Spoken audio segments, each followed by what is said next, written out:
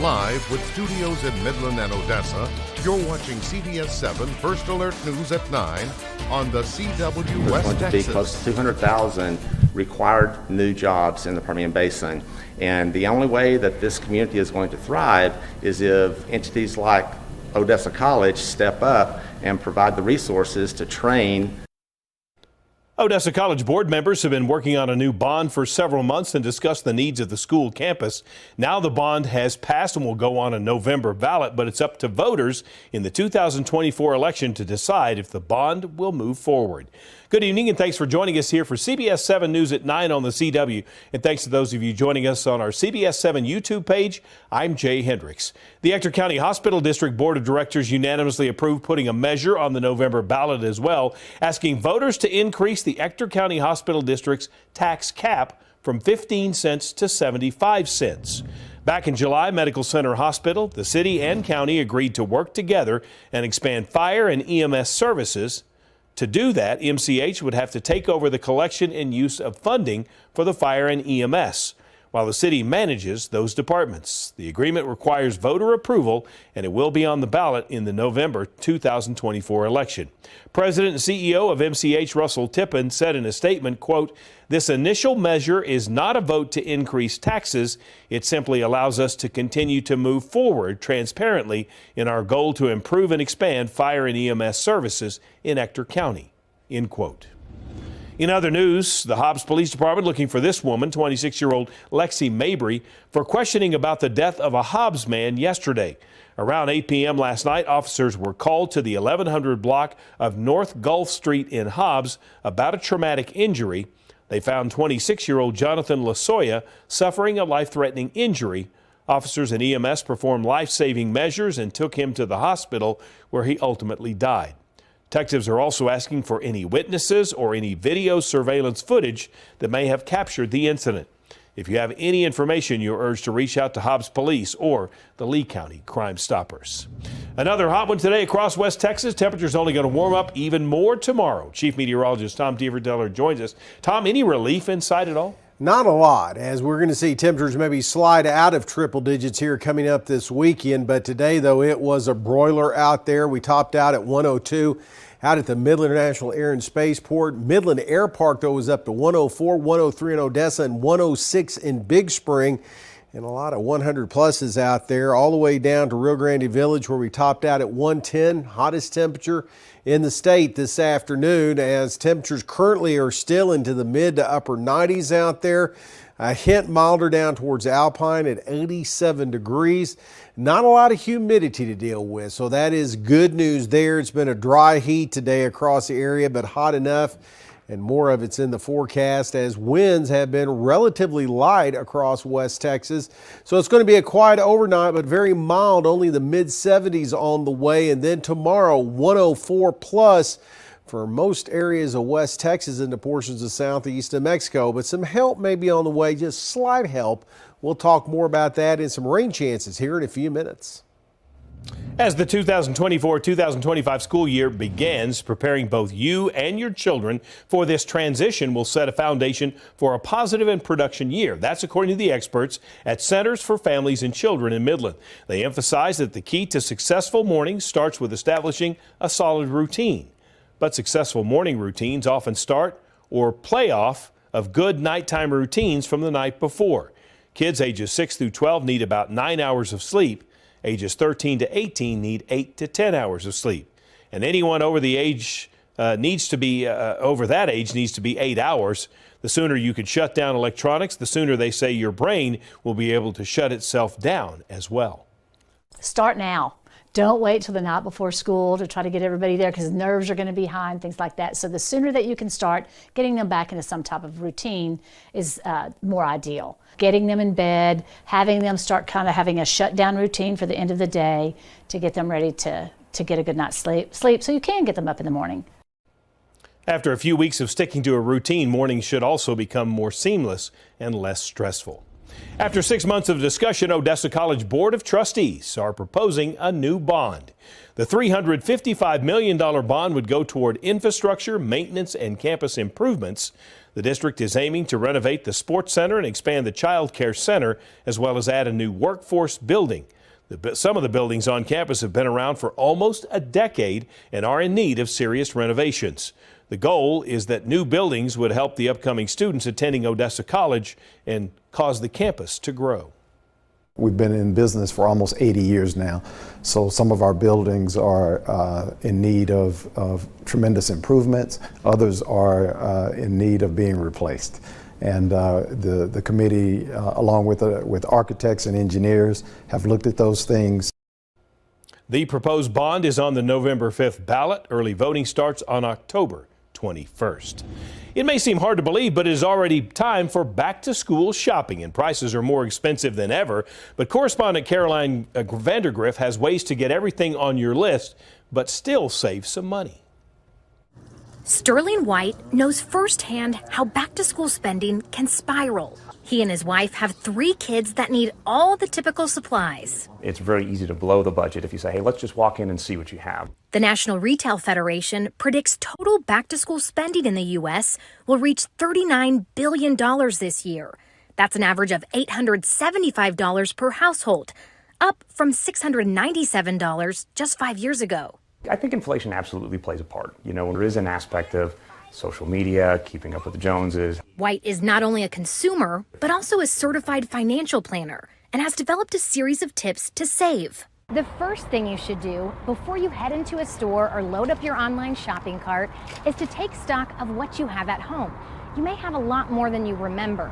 Then make a list of the essentials and start looking for discounts. When you see a flash sale or you see something on Amazon, you say, hey, well, that's something I need. It was already kind of high on your priority list. You can get those at a lower price. White says other ways to save include buying in bulk and splitting the cost with other families, swapping gently used clothes or gear, and timing your purchases carefully.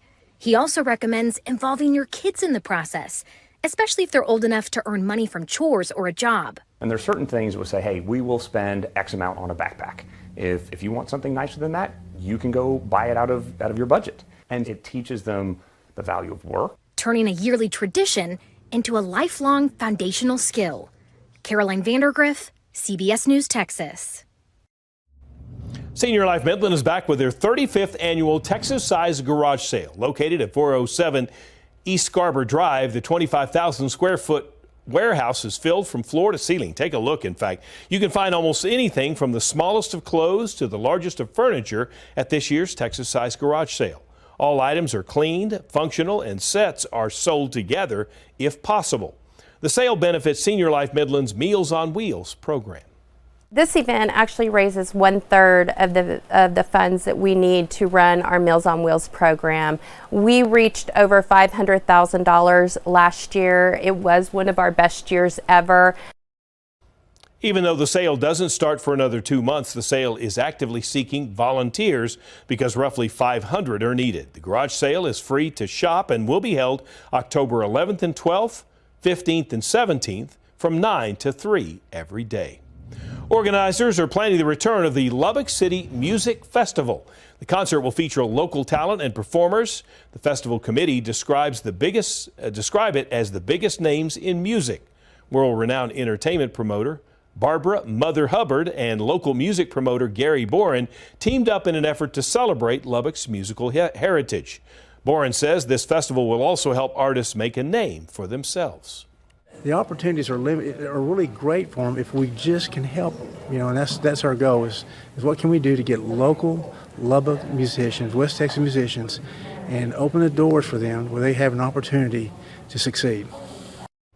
The music festival is set to take place next year, featuring a variety of genres at local venues all over the course of several days. Now, dates have not yet been released, but Boren says this will be the greatest music festival Lubbock has ever seen or heard. Still ahead, Midland native Bryce Hoppel had his first 2024 Olympic run this morning. We'll show you how the community came together to support him up next.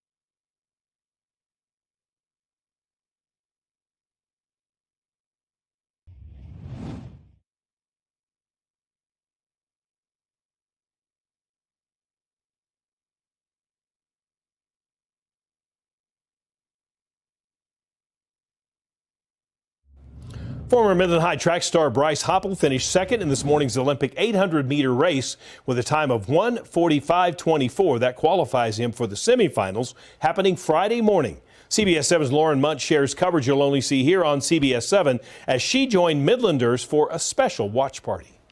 In 2016, Bryce won a 6A state title for the Midland High Bulldogs.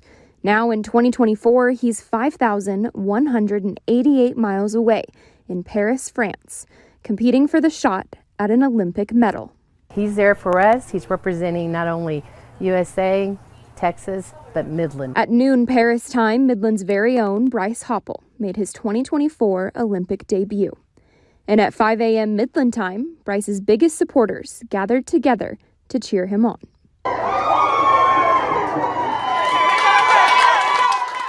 Among those supporters are people who have followed Bryce's journey from the beginning.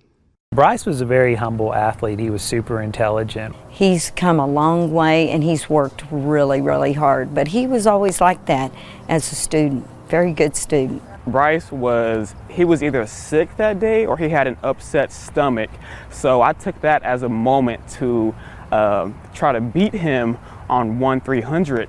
And let me tell you, I still did not beat Bryce. Even when he's sick, he's still willing to push and push and push. And that is what makes a champion. Support for Bryce was heard around the world. His whole city is running with him. Our first text from Rita was that she could hear us cheering Bryce on.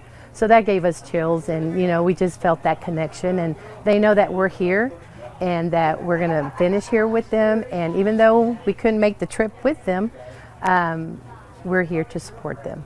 For many, the Olympic dream is just that, a dream. But for Bryce Hoppel's family, friends, and former teammates, they knew that dream would one day be reality.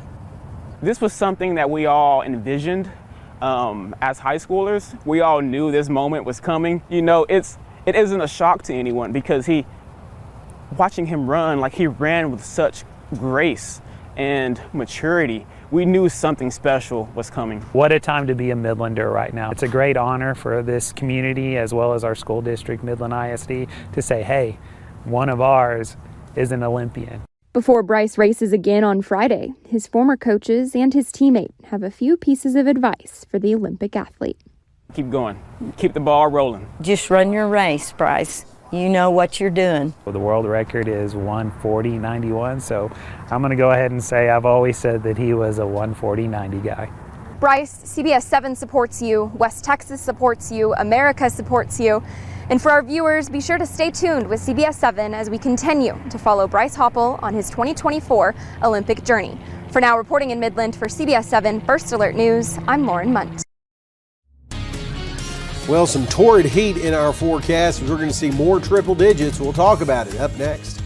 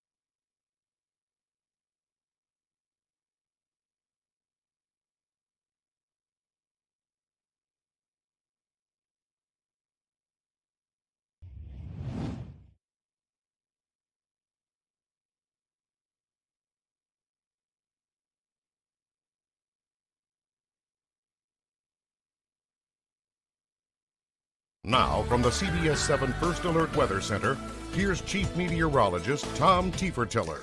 Well, the temperatures are the story right now. The big weather story is the heat today. Let's take a look at those high temperatures again.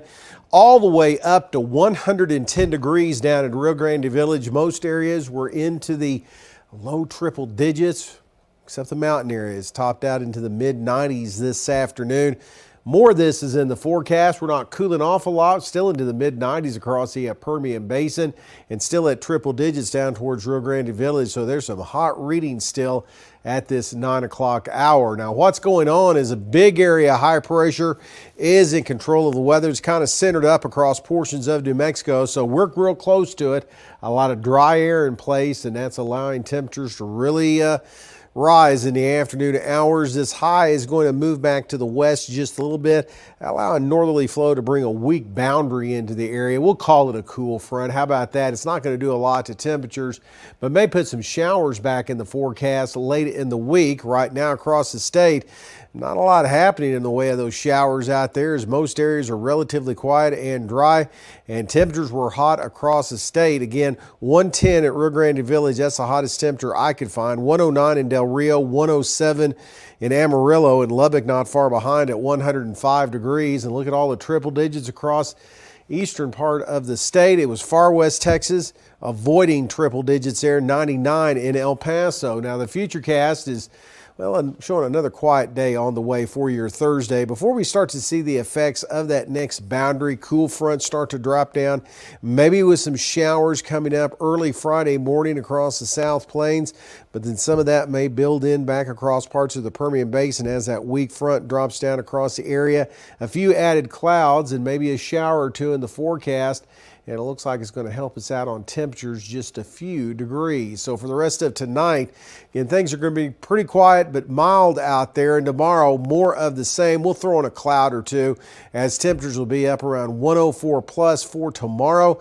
Throwing in a 10% chance of isolated showers and thunderstorms in the forecast on Friday, as we see temperatures drop a few degrees there into the mid to upper 90s for the weekend before we get back in those triple digits, it looks like next week. Still ahead, it's official as Vice President Harris completes her ticket with a running mate, her first public appearance as a duo. Up next.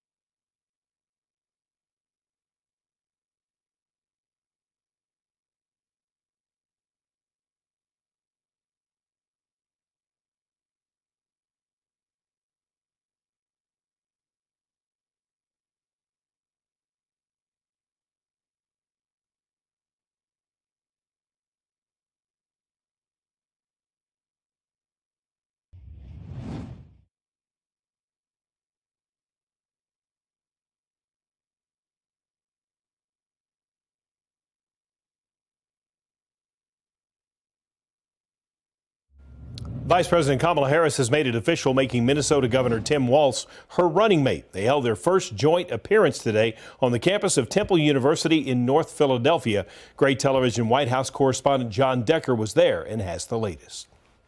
Democrats are coming out of the battleground state of Pennsylvania energized as Vice President Harris and her new running mate get ready to shift their presidential campaign into a higher gear. Before a packed college basketball arena in North Philadelphia, Vice President Harris formally introduced her choice for vice president, Minnesota Governor Tim Walz. And in 91 days,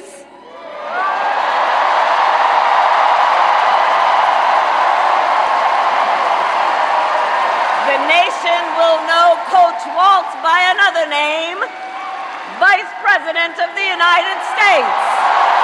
Harris touted Walz's background as a teacher, member of Congress, and his 24 years in the Army National Guard. He is a veteran who served our nation in uniform for more than 2 decades as a member of the Army National Guard, and he went to college on the GI Bill.